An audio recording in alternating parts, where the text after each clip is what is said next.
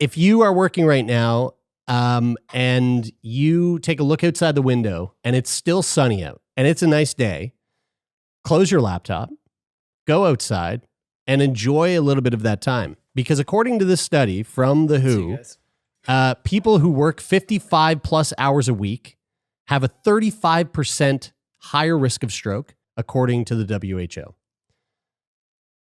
Brian has left to go outside. See you later, Brian. In the middle of the fucking recording. God damn it.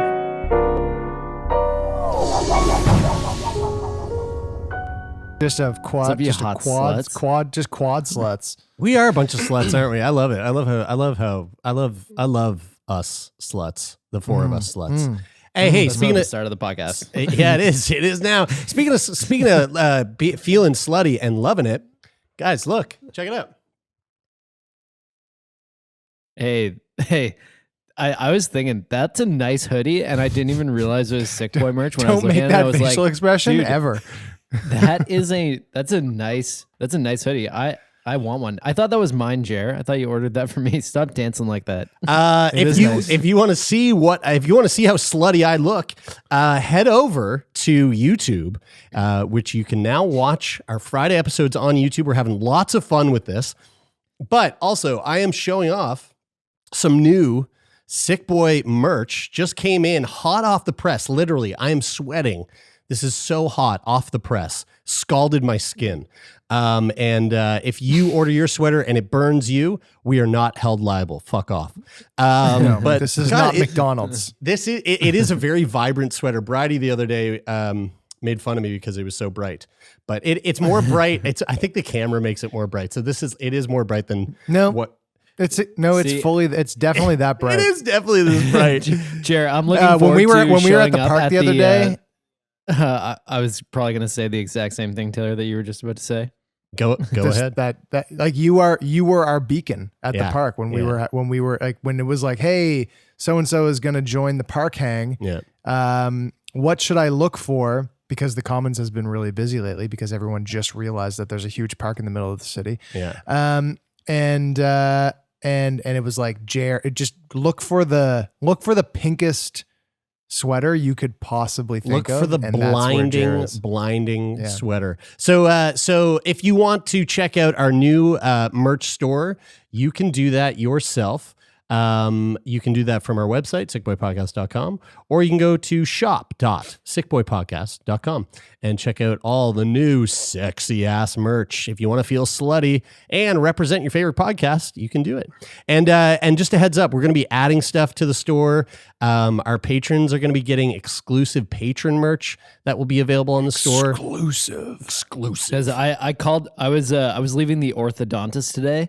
And I called Taylor because I was so excited about a design idea that I had for some upcoming merch. So I'm not going to tell you what it is, but if you follow along, if you follow us on all of our social channels, then you'll be able to stay up to date and find out when we drop that latest merch. And you know what, Bri? It wasn't one of those times. It wasn't one of those things one of those times where you call me and Jer, I know you'll totally understand what I mean by this. When Brian calls you with an idea and it's so underwhelming that guys, I never call you guys with ideas. That you just kind of like, you kind of nod and then you feel bad because you feel the excitement. Like, you know that Bri is like on the limit and he's about to burst and you feel really bad because it's impossible to share that level of excitement with him because the idea is just so lackluster. Yeah, but this one, it's the worst when you and I are together, Tay, and I put him on speakerphone and he drops the idea and we look at each other like this, like, here we go again. You know what, guys? I think I deserve the title ideas guy. I think I'm an ideas guy, and I think that, you know what? It's fine. I agree. I'm okay with 90% of my ideas sucking. If like 1 in 10 times I have an idea that is just a fucking home run. Yeah. Are you guys 100%. Cool with that? Because that's what ideas guys are for. Even if it's like 95 times out of 100, they're shit ideas. I'm excited for those 5. Well, Warren Buffett says that you should invest in 20. Here we go. Taylor talking about the rich people. Here we go. You should invest in 20 companies and only 4 of them will make you Filthy Well, rich. here's an idea. Listen to the 1%. Here's an idea. Let's move right along into this week's show. We got a lot of content to cover, and I'm fucking excited for it. And the first thing that I want to do, because I kind of like this, I like this habit we've been getting into in terms of starting the show with some content that actually leaves us feeling good. Feel Good Friday, staying true to the term, true to the name.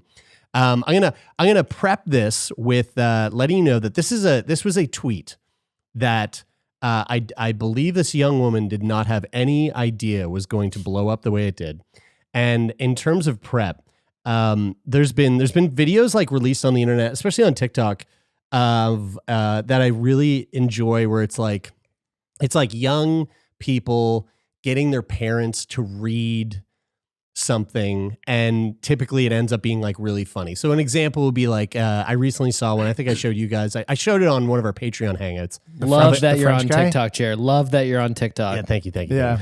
A young woman getting her dad to read a bunch of words in English, but he's from France and totally French, doesn't speak English at all, and it was really funny, right? This is kind of the same idea, but far more endearing and just like heartwarming. The tweet that goes along with this video, this young woman, Gurjiv is her handle. So I told my parents we were making a video for extra credit, but what they actually read was my first acceptance into optometry school. And here's that video right here. I just got goosebumps. You just have to read it. It's like tongue twister. मैं पढ़ा पहले No, don't paro same time. At the same time? Yeah. You can open it. Oh my god! This is incredible! Whoa! Oh my god! Where is this? Wait, what is the school? San Antonio already? What? You just had your interview today. I know. Oh my I got an god! email like an hour later. You're kidding. I'm Oh not. my god! Congrats! Dear, let me read this. Let me read this one. This is very important. Let me read it, okay? Dear Gurjeev, comma. Congratulations on your Comma. admission to the Rosenberg School of Optometry. I am pleased. That is so fucking Guys. sweet. Guys, I'm going to start reading punctuation out loud. I know, it's so good. from now Comma? on. Yeah. So big congrats to Gurjiv. That tweet blew the fuck up. There's 98,000 retweets. Her follow-up tweet was, I didn't There's expect like so many 10 million views on it. I didn't expect so many people to see this, but so glad it brought y'all joy. And Gurjiv, I want to say congratulations, because if it wasn't for you and the work that you're going to do, then we wouldn't have people Yeah. getting people. And you know these what? I didn't important even know that there was a eyeglasses. whole other school of medicine for the study of nipples. What? Wait, what? Dude, that one went way over my head. yeah, me too. Optometry for nipple study. I thought that was the study of the nipples. Well, the eyes are the nipples of the face.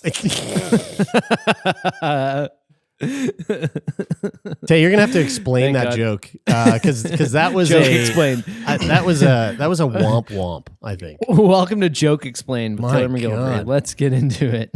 Do I have? It doesn't really go. It doesn't really. You've scratched as deep as you can go on that one, my friend. Hey, but you know what? I'm really excited. This has inspired me to do a new thing. I think I'm gonna start watching a video every day of somebody getting good news, because Yeah. that just like makes my heart feel like it's gonna explode. That Like, video- I think that's my new favorite thing. Yeah, that video made my day earlier. Lauren dropped it in Slack, and I watched it earlier. And I was just sitting on the couch, just like, you know, that laugh where it's like, sometimes I laugh when I see puppies do something cute. It's like it's a laughter of just like pure happiness. Like to see someone so happy is just, I fucking love that. So now that video leads me into this week's segment rather, of What the Hell? All right, here we That go. makes me happy every single time too. So this is an article from MIT Technology Review by Antonio Regalado. The title of this article. This is really, really rad stuff. A blind man can perceive objects after a gene from algae was added to his eye. So a 58-year-old man who was completely blind, he was barely able to perceive whether it was day or night. After receiving gene therapy to add light-sensing molecules to one of his retinas, he could locate a notebook set on a table. Whoa. So we are on this is like, you're hearing this here on Sick Boy, and let's just say I'm alive for another 20 years. Not likely. But let's just say I am. And 20 years from now, you look back at this episode, we could be at a point where we have potentially cured blindness.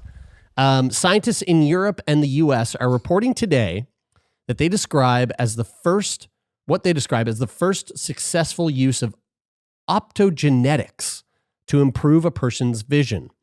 The feat involved introducing a gene from algae into the man's retina.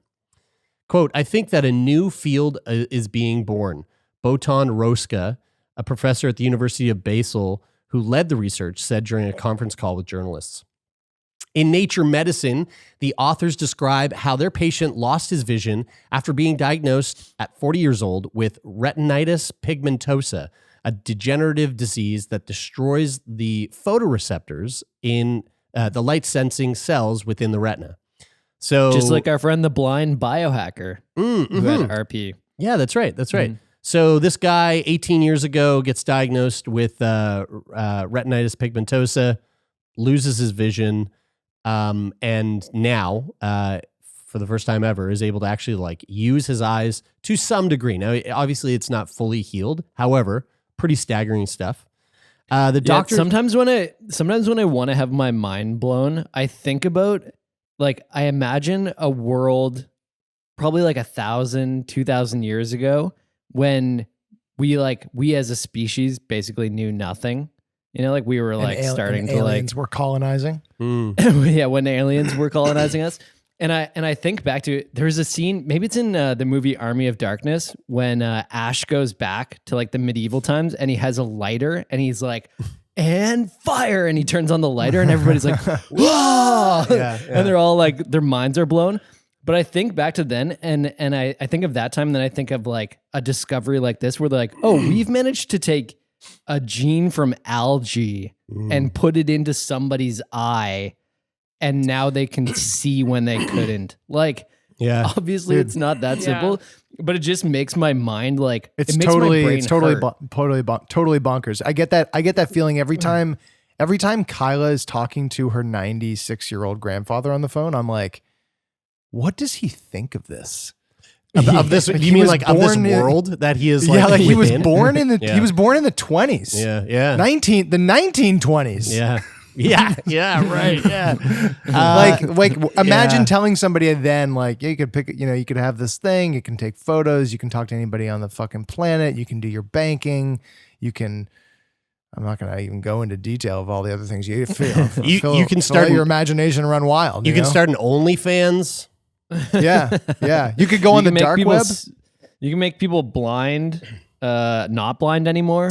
I mean, it's interesting. When I read this article earlier, it made me think about a conversation I had recently with someone about, one of the kind of sobering realities of doing this podcast, and I think it hit us pretty early on into the show, was that just by virtue of what we do, we are going to experience the loss of people that have become quite close to us. And that's something, that's something that I think everybody will experience in their life. But especially with this show, it's we're bound to experience it a little bit more often than maybe not. We're putting ourselves in the crosshairs of that possibility much more frequently than than the average person. But then the other thing that it made me think about was like how we're also going to be, and again, this is something that like, it's not like we're the only ones who fucking know this. Like this is something that anybody and everybody could find out if they just quickly Googled about this new field of study. There's this new field that's being born, like they said. But it also, we also are in the realm of like finding and hearing and reporting on these things that are the inverse of like losing people close to us, which is seeing diseases be fucking cured. Like, yeah, it's just, it's so fascinating to me. And the like hunt Gurj for of getting age to accepted be- to optometry school. Yeah, yeah. Like things as feel good as that. Yeah, exactly. and age like being something that I mean, well, we've always been battling against age for a long time, and like we've been by and large winning that battle. I mean, maybe that's not the right way to think of it, but you know, longevity has increased and sort of plateaued a little bit. Although even amidst the plateau of life expectancy, people are experiencing better quality of life later into life. And then when you hear people like, if anybody out there hasn't looked into or read or seen anything with David Sinclair, just go check out David Sinclair. Just search like David Sinclair longevity or something like that. And, you know, this guy will blow your mind on what is being done in the field of trying to get people to live for forever, basically, but not only just live forever, but like live high quality lives for as long as dumbest possible. idea I ever heard in my life, but yes. But the interesting thing about that, and like I don't totally agree with that in the sense that like high quality lives in terms of like physical health. But one of the things that I think is interesting about this time right now is that the way that like media shapes our expectations of what is happiness and what is success. Like it feels like we're so driven to live these lives. I think we're going to talk about it later today, but like being overworked and burnout and things like this. Yeah. But like, it's like constantly we have to work to try to achieve this higher level of success, whether it's financial, whether it's whatever. But it's interesting how we've become sort of like enslaved to this idea of like trying to be successful. So we live longer. So what? Like we live longer so that we can put more money in our bank accounts, put more, you know, get more likes on Capitalism, Instagram, dude. Live longer for the man. I disagree with Live longer that. for the man. You don't think that now is different than it was 100 years ago or 200 years ago in terms of the way that media has shaped our collective conscious to want to like desire riches and wealth and things like that? Look at it. Our lives are shaped by advertising. I think that's true, but I think that has been a brewing stew for quite a long time. And although you could definitely make the argument that has like ramped up and is more of a part of our lives now, I think that has been a part of our lives for a very long time. And when we talk about longevity and living high quality lives for longer, nobody lives a high quality life without mental health. If it's not but I think that's been overlooked. You can't live a long, healthy life without good mental health as well. But I think that in terms of longevity, I think one of the things that's being overlooked is the mental health aspect of it. Yeah. Because we are focused more on like, hey, how do we live longer physically? Yeah. And then, then we need to like prioritize our mental well-being after that. But also, I mean, whose mental health is thriving after being on this fucking planet for 180 years? Like, come on, you know what I mean? They go on to say that the doctors employed this. This is like one of the wildest things. And I couldn't find how they go about this, like what the procedure looks like, but, they employed gene therapy to add a light sensing molecule to one of the man's eyes. The gene they added called, this is fucking badass, crimson. The gene they added called crimson comes from a single-celled algae species that is able to sense sunlight and move toward it. How fucking cool is that? That's hot. The idea of adding the gene, says Roska, is to engineer retina cells called ganglions. so they are able to respond to light, sending visual signals to the brain. The strategy requires patients to wear a set of electronic goggles that capture light contrasts in the environment and then project an image onto the retina at high intensity using the specific wavelength of yellow-orange light that triggers the crimson molecule. Here's a picture of the guy with the goggles on. So, I mean, I don't mean to laugh, but I do. He's looking. It's kind of silly looking. It's really intense looking. Objectively silly looking. So it looks like he has a Nintendo, an SNES in front of him, and he's wearing a swim cap with like different connector nodes on it. Yeah, and so for the people that it's fashion. That's right. It's fashion. It's fashion. It's fashion. By the way, Look it up. Season 2 of Legendary, there's a song where that's the key. That's like the through line of the song. It's fashion. One of the best performances on Legendary I've ever seen. But for folks who can't see, if you just don't know what YouTube is and you refuse to look it up, what we see is, Bri, you were right. The guy looks like he's wearing a swimming cap. He's got these like bananas goggles on. But in front of him, he's looking at a white table with a dark cup on the table.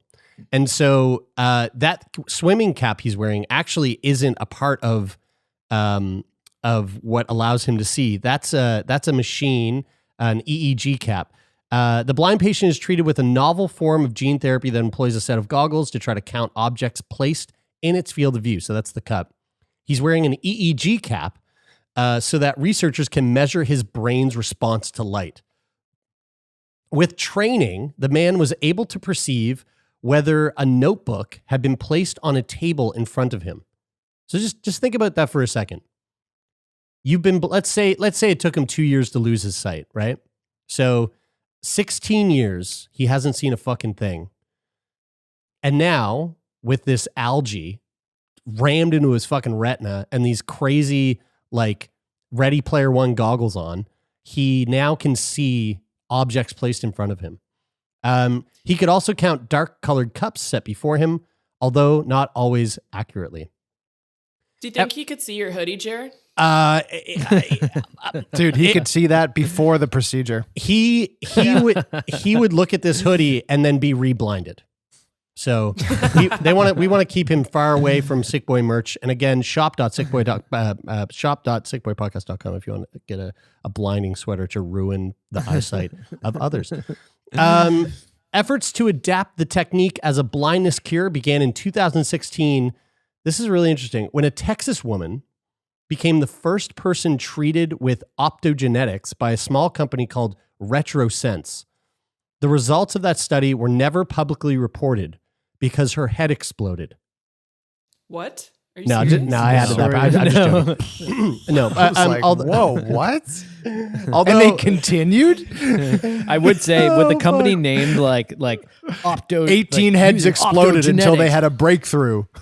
It's RetroSense. Like it just sounds like an evil company. Anyway, it does, RetroSense. Although officials later said that some patients claim to see light. That this is through that study in 2016, such as perceiving a bright window in a dark room. The level of vision restored to the patient remains extremely limited. So again, we're just scratching the surface here. But what he sees through the goggles is monochromatic, and the resolution is not high enough to read or even distinguish one object from another.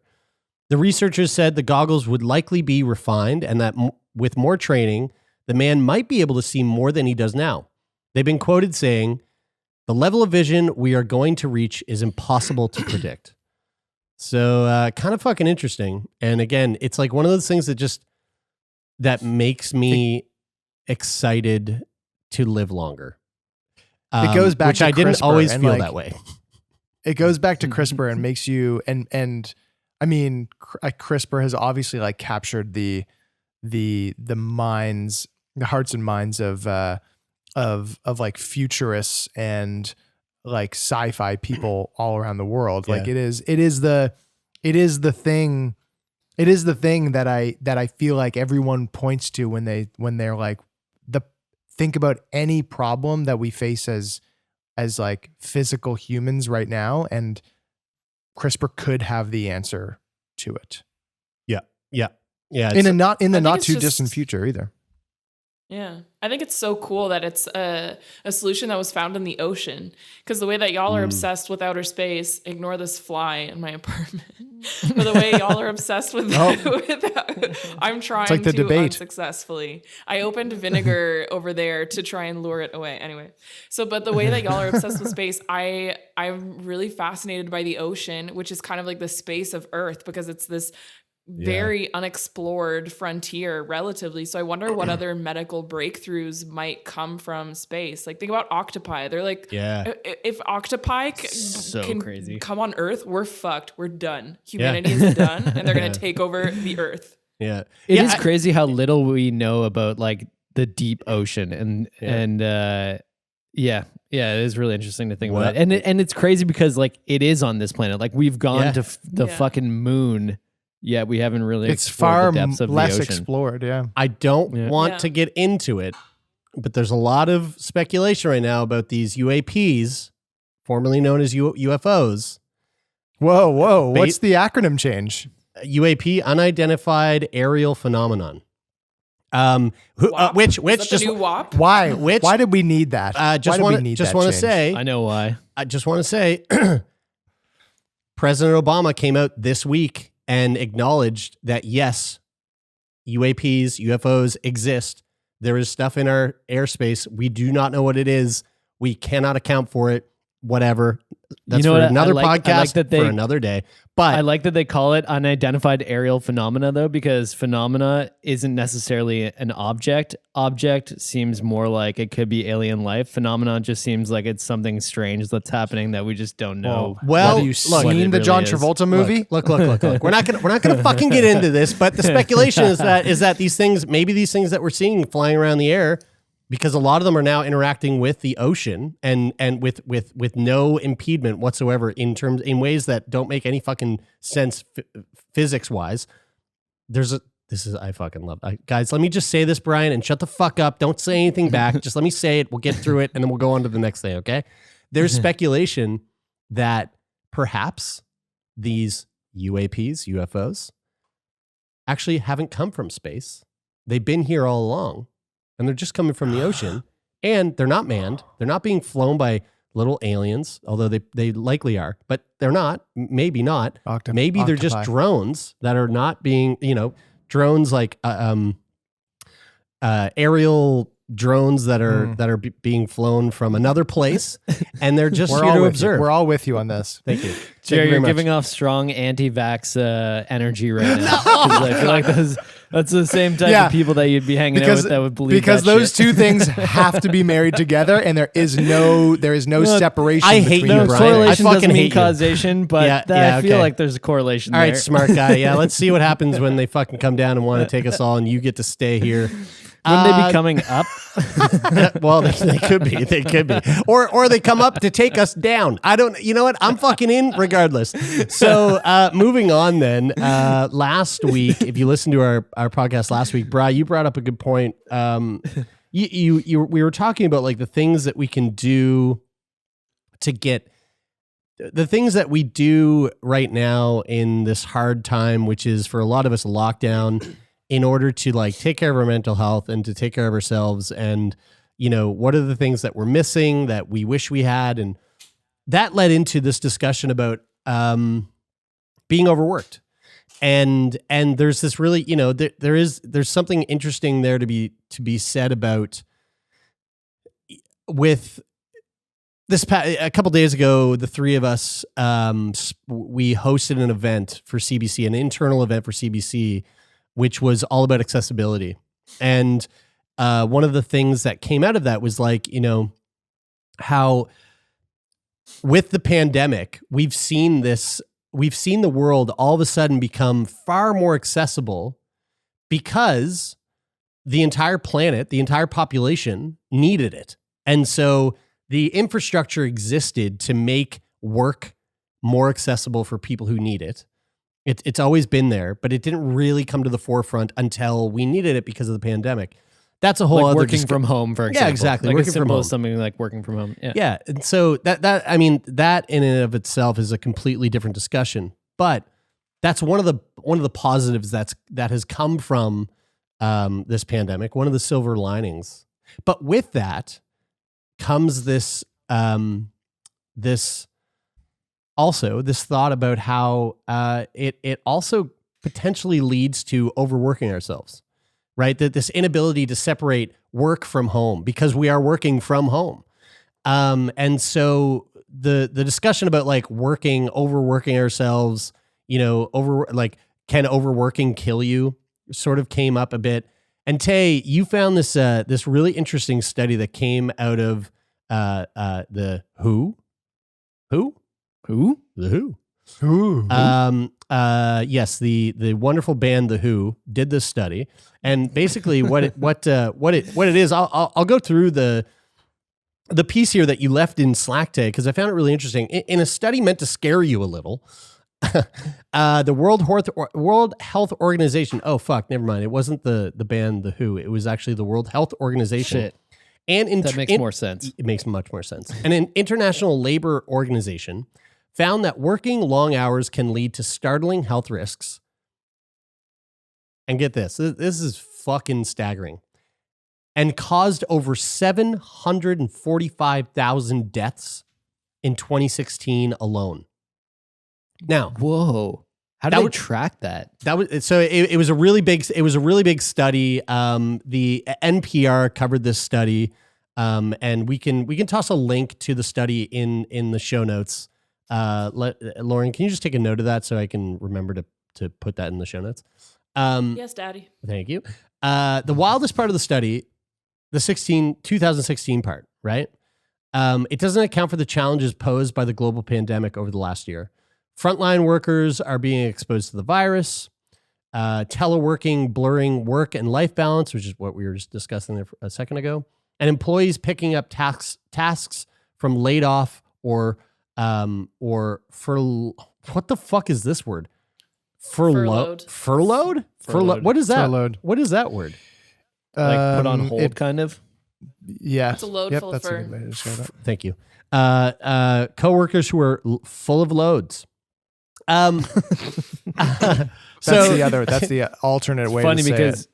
yeah, it's funny because when they were furloughed, they actually released a load on another person working in the organization. That's kind of what they're saying, right? So They very much did. while only 5%, according to the study, while only 5% of the U.S. population faces serious levels of overworking, a major portion of people affected by work-related illness are those living in the Western Pacific and Southeast Asian regions, according to the study.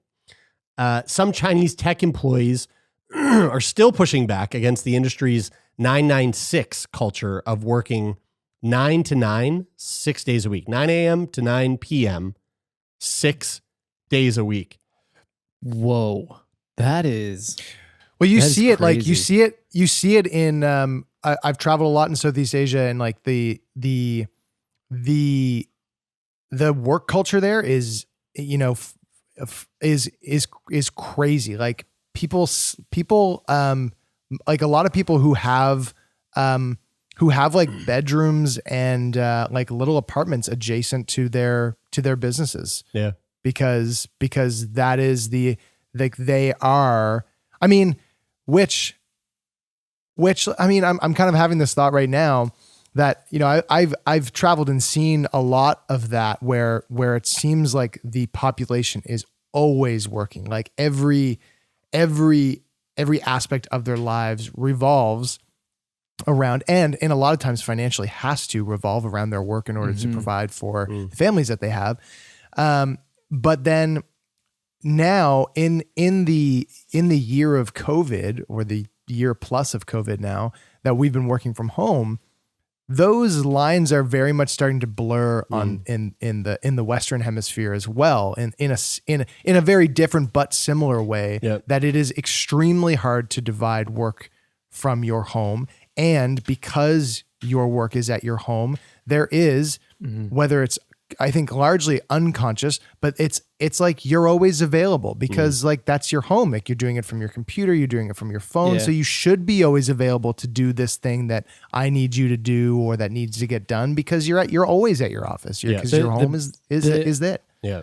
The biggest challenge I find is like when I think about my other job and I used to work 9 to 5 in an office, I would go to the office and in the afternoon, if like my energy levels sort of dropped and I wasn't getting something done as quickly as I wanted to, and 5 o'clock came around, I would probably stay for like another 30 minutes or an hour and maybe sometimes longer to finish that task.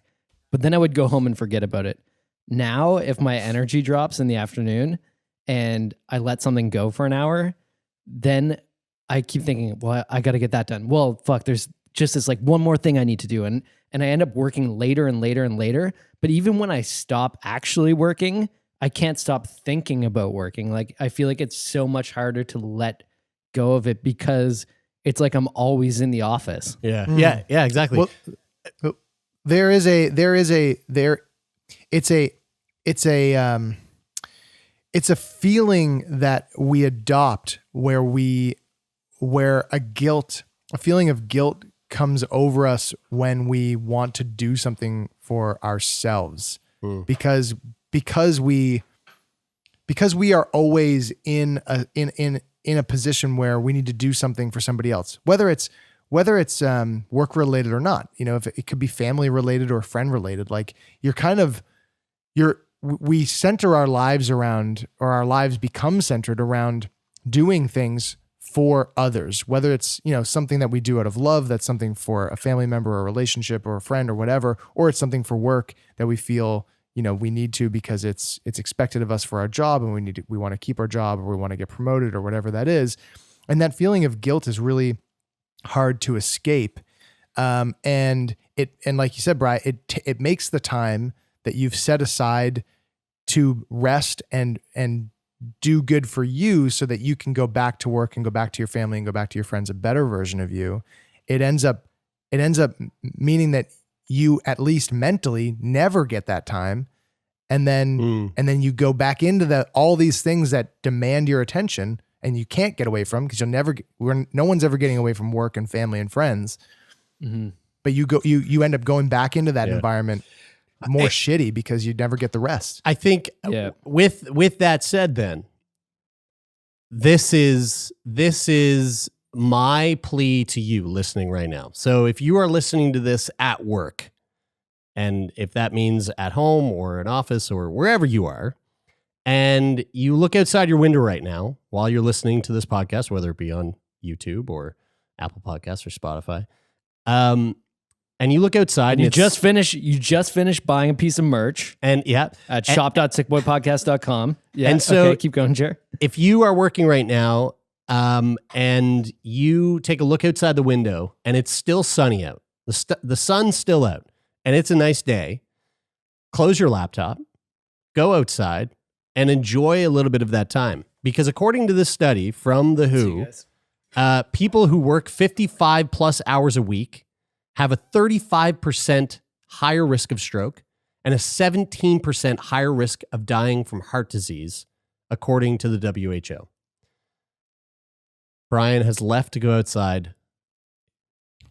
See you later, Brian.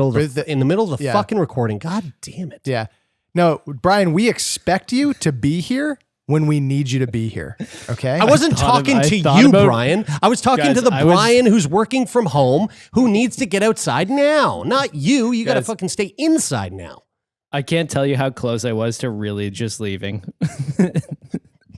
It really went through my mind. I was like, fuck it, I'm going for a run. I mean, how fucking crazy is that though? Like 55 plus hours a week. And I know there's a lot of people that work that much.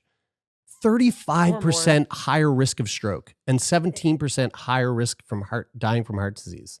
It's staggering numbers.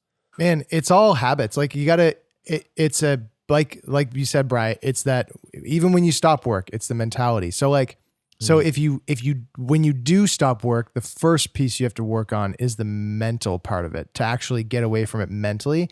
And then once you can get away from it mentally, then start to maybe chip away at some of those aspects, like like when it's, I mentioned this last week, but I have been for probably at least the last 2 years, maybe 3 years, super like really, really, really put a ton of value on the weekend and a lot of value on like 7 p.m. onwards, basically, where it's like after that time, because I know I'm just like, because when you think about work too late into the night, even if it's something that you love to do, because I love what I love everything that I do. I think that's an important note, like to really touch on there about the, like, even if you enjoy it, because here's the thing, is like, I enjoy my work.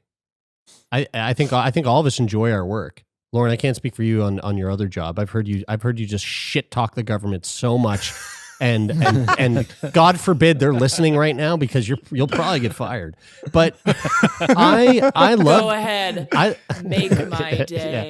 Yeah. I love my work, but the thing is that work is work is work is work. Like work is work. When you go into the night and you work into the night, or you think about work into the night, that is going to have a major impact on your sleep. Yeah. And you know that because your work will influence your dreams. And when you have like, you know, you can have crazy dreams, and I have like fairly vivid dreams on the regular, but I can have dreams that are vivid and crazy, but are like they're happening in REM sleep and I'm getting a good sleep. And then there are dreams that wake me up, you know, 10 times a night. And I get thrown back into the same wet loop dreams. Same I know what you're dream talking about. Wet dreams. because You wake up, also- you're like, oh, my pants are. Oh It's no, so wet. I made a And then it's boo-boo always in my wet. panty poo. I mean, there's situations where it's easier to like say than do too, and So, I think 100%. so like in my you know, my But other it's all job with habits. Mike, in my Because other once you job make with it a Mike, habit, like then Mike it's easier to is do. the sole owner of this business, and you know, at the end of the day, I'm employed by him, and if I shut my computer at 5 o'clock and don't work, I mean, he's paying me to work those hours during the day, and he knows where you live. so that's fair. But you know, for him, especially during a pandemic, thinking like, oh fuck, like, is there going to be enough money this month to pay the employees? Like, Yeah. is there going to be enough money to pay the rent?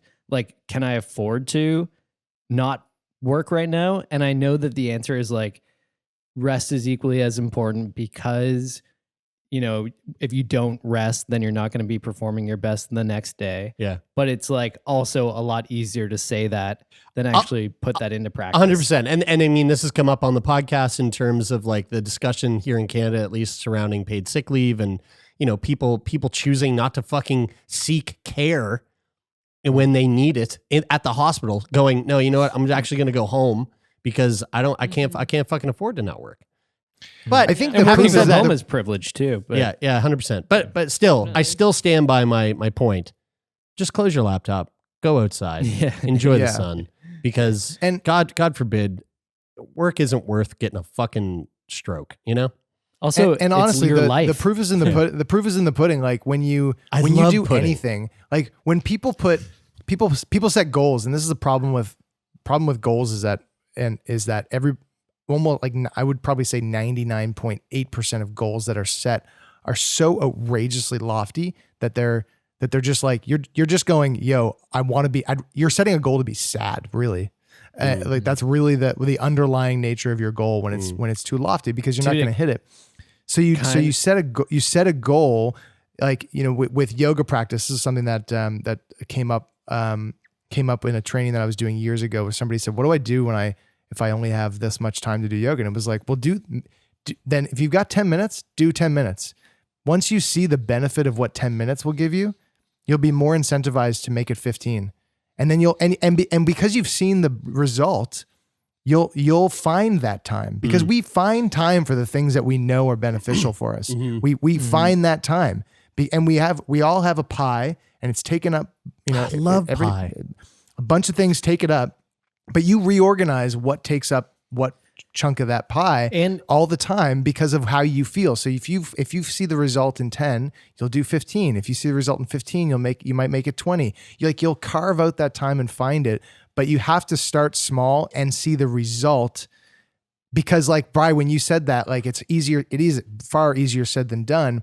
But once you take that rest and you see the result of being recharged and then the result of how you can redirect that good energy back into your work and your relationships and your family, then that incentivizes you to like, oh, I want to prioritize that further because it's so helpful. Start with 10 minutes on a Sunday, take 10 minutes off, the rest of the weekend you'll work, and then the next weekend you'll see the benefit, then 15, so on. You can improve from there. The other thing and then is, 10 years from now, you'll get a full 2 days. The other thing you have to think about though too is if the fear of not working on a weekend, if the fear of going back to your normal life and like setting work down and going like spending time with family or friends or on your own in your apartment or house or wherever, if there's fear around the idea of that and work is actually a coping mechanism for you or a place where you go to get away, then you need to look at your life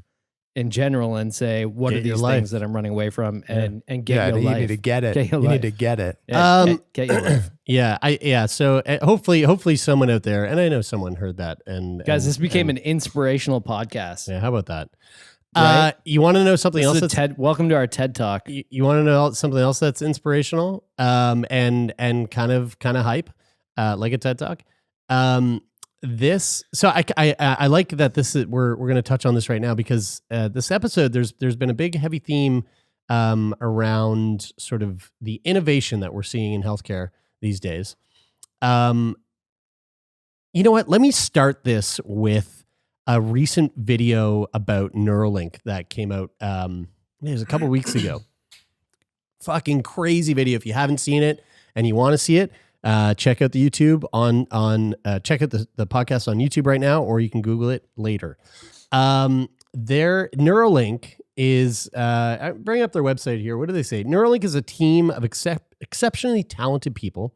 We are creating the future of brain interfaces, building devices now that will help people with paralysis and inventing new technologies that will expand our abilities, our community, and our world. So the idea behind Neurolink is basically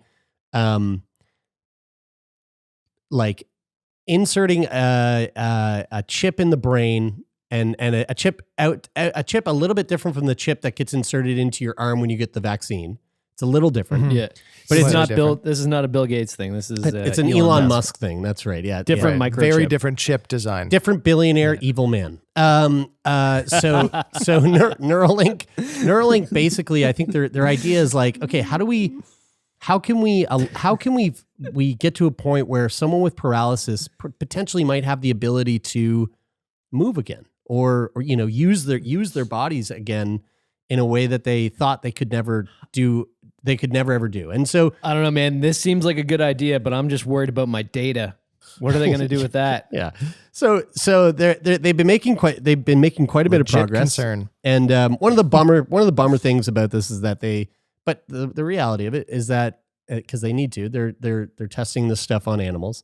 And so this is a video of an animal that has Neuralink installed in it. It is a monkey. The video is of a monkey using a computer interface to move an object on a screen simply by the use of the monkey's brain. Okay, so the video I'm showing you right now, you can see this monkey and see on the screen there, he's moving the little cursor, the white cursor, to the orange marks. Okay. Now you can see he's doing that. Monkey using a computer. Yeah.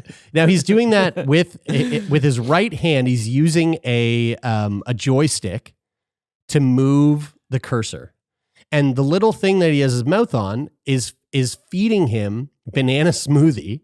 So he's getting rewarded. He gets rewarded to use the joystick, right? Should we have put a vegan trigger warning at the part of this top of this section? Or? I think every episode we do needs some sort of trigger warning, but there's just too many warnings to say. So trigger warning vegans. From here on out. Yeah, from here until we're dead. Yeah. But again, I want you to take a look at this video again. So what you just saw was the monkey using the joystick, right? Mm-hmm. The first time they did it, the joystick is connected to the screen. So when he moves the joystick, when he moves the joystick, he's actually moving the cursor. By doing that, Neuralink is reading basically his like eye movement, because his eyes are following the cursor, and he knows if I move the cursor this way and it hits the orange thing with the joystick, then I get banana smoothie. But here, take a look at the video again. The video I showed you was when they already recorded his eye movement and took the data with the joystick. In this video, they've disconnected the cord from the joystick. You can see it; they're disconnected. Fuck. So what you're seeing right now, what you're seeing is the monkey just moving that cursor with his eyes. That's all he's doing. He gets his eyes, or is it his mind? His mind. Wow. Yeah, his mind. But I think it's linked to his eye movement, which is linked to his mind, right? His brain is making his eyes move, and that's it. The chip is tracking what's happening in his brain, And he gets a nice little reward. He gets a nice little smoothie every time he does it, right? Okay, so now they took that data from him moving the cursor with just his brain, and then they were like, well, let's get him to play Pong against the computer. And here's a video of a monkey playing Pong. I'm not, no hyperbole, probably better than I can play Pong with my fucking hand-eye coordination. and your human brain. The monkey is the paddle on the right. And he's using just his brain. He's not even using you can see he doesn't even have the joystick. He's just using his mind. Whoa. And then, Dude, it's going fast as fuck too. They step it up. It gets faster. It gets more intense. Dude, you could just look at him thinking. Yeah, and he's just like, banana smoothie, Yeah. Damn. more smoothie. I mean, that's really cute. Isn't that cute? And also, like, highly impressive. Also, Lauren, the fact that you said is it cute. scary? This is cute. He's eating a banana now. They gave him a That's banana. very cute. Yeah. Wait, guys, is I just think this that scary? experiments on animals are super cute. Yeah. I don't know. I think it makes sense. I think We're gonna it open with makes that. sense though that he's better than a human though, because if it's just because it's like you said, hand-eye coordination. He just has to use eye coordination. That's it. removing one type of coordination. That's it. This is crazy. Yeah. We're Okay. all Yeah. So now, So is it scary? Is it scary, guys? Like, is this a little bit nerve-wracking? No, it's not scary yet. it's not scary. No, I mean, I like. So Yeah. again, look. It kind of like the AI thing, the deep fake conversation we had with our patrons, our sweet potato patrons, about deep fakes and the use of deep fakes for therapy. Deep fakes can be used in a really awful, evil way, right? Deep fakes can be used to hurt people. We've seen that already through the use of like porn and just like awful shit like that. But there's also a space for deep fakes to be used in a really healing, mind-blowing way. I think it's the same said for this. I mean, well, two things. Like the question of like, is this scary, was really a question for technology like 25 or 30 years ago or earlier than that, because because this is really just an iteration of something that's been like building on itself for a very long time. So like we've been, it's built into that already. Like the potential for Skynet has been there the whole time. Yeah, right. Like it's but as it's soon as you always get been there and it monkeys- always will dude, be there. I've seen Planet Yeah, of but the you Apes, could have and said as that soon as about get you could have said that monkeys- about 1,000 other things in technology's thing. But but more importantly, because I don't want to get into that. Eventually, Because someday, that's a dude, fucking- you're gonna. because that's if a you're- rabbit if You're hole. so naive that eventually, someday, you don't think that that's never gonna happen. Eventually, it's gonna happen. Man, Jared, This is- go now, get hold on, your hold on, anti-mask hold on. This is friends. the problem. Go Let me get go your back. Let me go back to my anti-mask piece here. UFO friends, so I can hang out with them and validate my fucking concerns. This is the fucking problem with Brian. You can't talk about so- aliens. so the- fighting. You can't talk about aliens. You can't talk about fucking Neuralink. Brian's just gonna freak out the whole fucking time. So the thing that Brian is talking about is a very legit thing in the way that when you think about Neuralink, like 10 generations of Neuralink from now, like 10 iterations. I've seen the or maybe documentary even Planet of the Apes. way more than that, where Elon Musk talks about not having to speak to each other because you can speak to each other using the chips that are within you, and that your brain can convey your ideas and your thoughts way better than your words ever can. So that's like a very, very science fiction fodder, scary part. But the first uses of Neuralink, Elon Musk has talked a lot about epilepsy being like a first use or a first treatment that Neuralink would provide, where epilepsy is like an electrical thing, electrical signal that happens in the brain, and then that causes the seizure. And with Neuralink, at first, it will be to bring back to cure things like epilepsy, because it can fire an equal and opposite electrical signal at the exact same time. It can sense the electrical signal that's causing an epileptic seizure in real time and cancel it out with an equal and opposite electrical signal. And it can do things like give people sensation back to their limbs if they have no feeling below the waist, because the nerves are an electrical an electrical system and all these things, it's all medical oriented now. Well, so here's except the monkey playing pong. Yeah. Well, but I mean, so that monkey playing pong leads us to something like this. Now, this isn't technically Neuralink. This is separate, but it's in the same line, in the same sort of path as what we're seeing with Neuralink. This is an article that comes from NPR and from a conversation that was heard on All Things Considered.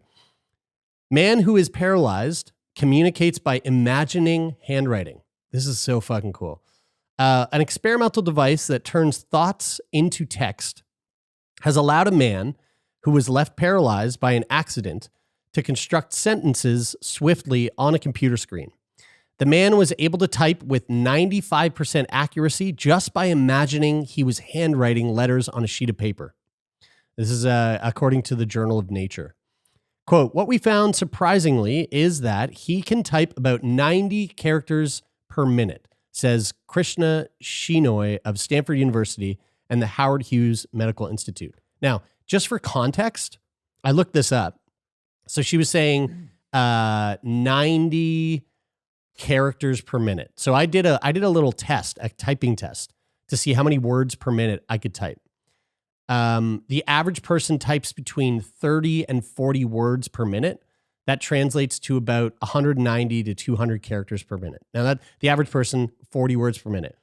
My words per minute, typing wise, 54. Okay. So this guy is doing 90 characters per minute. The average person types about 190 per minute. So I wonder how fast do you know the comparison and how quickly you can type in words per minute on keyboard compared to texting? Do you think do you guys think you text faster than you type, or do you type faster than you text? I type faster. way faster. Yeah, probably type faster. Yeah, I actually don't know.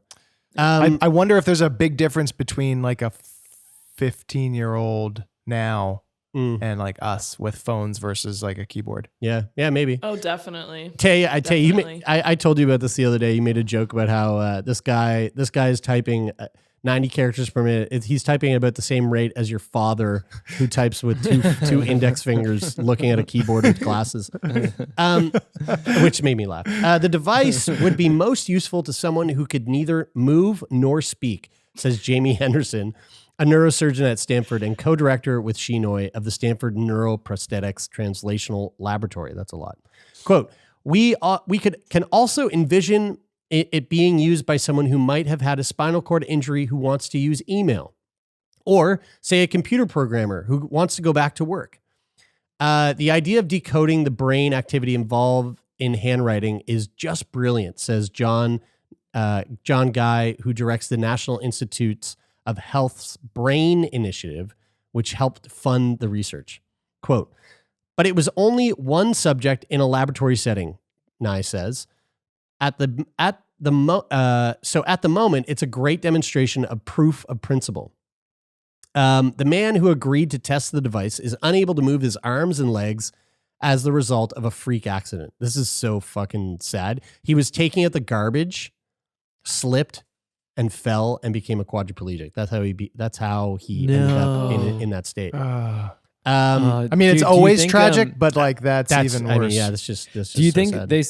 They said that it was in a controlled testing environment in a lab, and he was the first one to do this. Do you think they gave him the technology to use after, or were they just like, hey, here you go, let's test this out and see if it works? Hey, it works pretty well. Okay, thanks a lot. See you later. Probably not, but I mean, kind of a bummer that they wouldn't have. It would be a bummer. Yeah, fuck, it would be a huge bummer. It also depends on whether it was like whether it's only, you can't only use it in like a lab actually, you setting, know like, what? because it's chunky or something. Reading the article here, Exactly. maybe he does keep it because the system relies on electrodes surgically implanted near the part of the brain that controls movement. In previous studies, participants had learned to control a computer cursor or robotic arm by imagining they were moving their hands. This time, Henderson, Shinoy, and a team of scientists had the man imagine he was writing individual letters. So he's imagining that he's handwriting while a computer monitored the electrical activity in his brain. Eventually, the computer learned to decode the distinct patterns of activity associated with every letter in the alphabet, as well as several symbols. Once that process was complete, quote, we can determine if the letter you wrote is an A or a B or a C, and then plop that onto the screen, and you're able to spell out words and sentences and so forth, one letter at a time. In previous experiments, participants have been able to use their thoughts to point and click at letters on a screen, but that approach is much slower than just simply imagining handwriting. Also, because the new system relies on familiar thoughts, the participant was able to use it almost immediately. So it took no time at all. He just like thinks, all right, I'm writing a J, I'm writing an